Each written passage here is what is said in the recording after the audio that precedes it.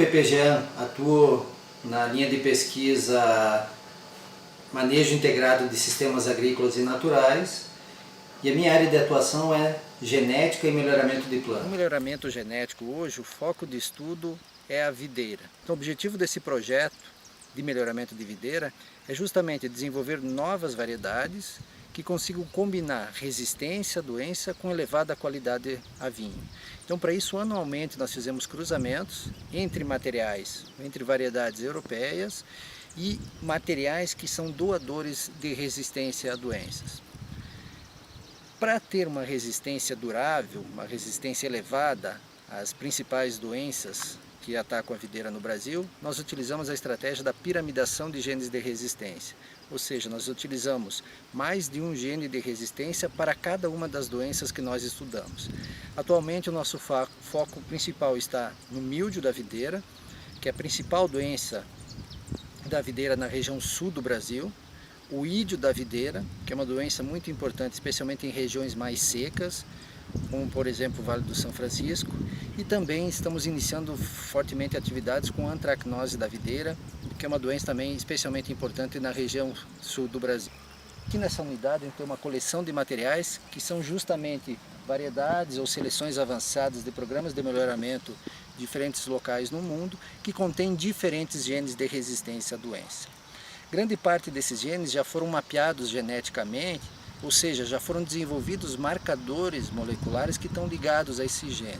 Então o que nós fizemos? Nós fizemos cruzamentos entre esses materiais que têm esses genes de resistência, cruzamentos direcionados buscando combinar esses diferentes genes para essas principais doenças, e depois através da estratégia de seleção assistida por marcadores moleculares, nós conseguimos então selecionar plantas que combinem todos esses genes de resistência.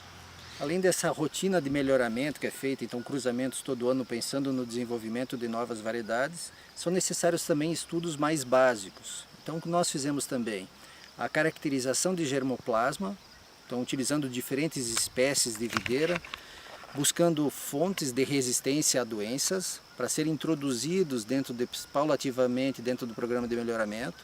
Então dentro dessa caracterização, buscando fontes de resistência, nós estamos trabalhando o míldio da videira, com o ídio da videira, antracnose e também estamos iniciando com a ferrugem. Nós também temos o interesse de identificar novas fontes de resistência, ou seja, novos genes de resistência para diversificar os genes que nós utilizamos no melhoramento de resistência à doença.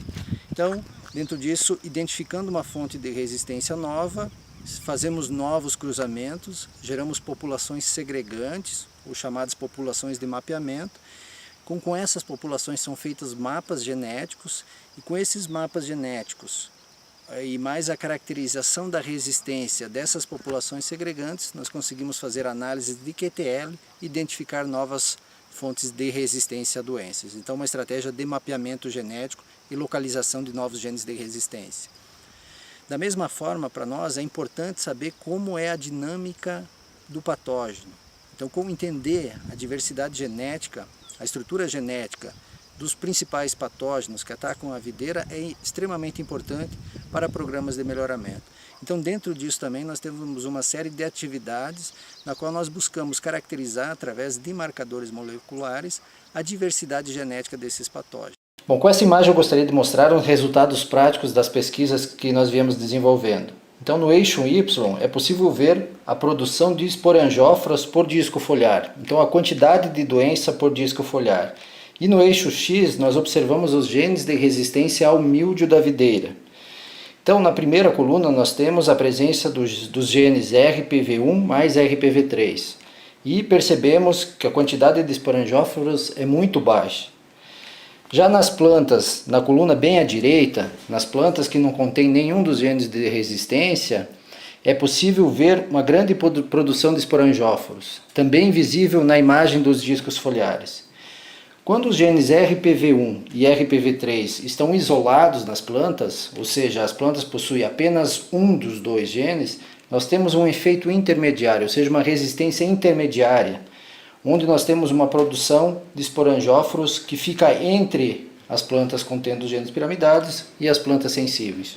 Então mostrando de forma muito clara a importância da piramidação de genes de resistência para controlar a doença do mildio da videira.